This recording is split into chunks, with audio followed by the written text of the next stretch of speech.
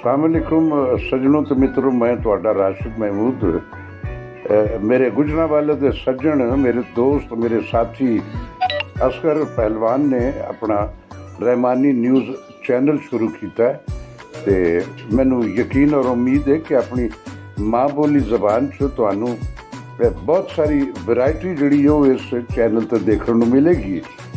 असगर पहलवान जिहड़ा वो अपनी जमीन, अपने रूट्स, अपने लोगों नाल, अपने कल्चर नाल, अपनी रहतल नाल ते अपने पाकिस्तान नाल जुड़िया फर्द इस प्रोग्राम नू जिहड़े उन्होंने इस चैनल ते पेश करने ने, ये तुहानू उहदे च बड़ी वैरायटी मिलेगी। मेरिया बहुत सारिया दुआवां हैं असगर पहलवान जी, अल्लाह मियां तुहानू मुआफ़क़त अता करे, तकवीयत अता करे और तुसी इस अपनी रहतल नू, अपनी जमीन नू ते अपने लोगों नू जुड़ के उस सारा कुछ अवेयरनेस जी उन्होंने रिक्वायर है वो अपने न्यूज़ चैनल तो दो।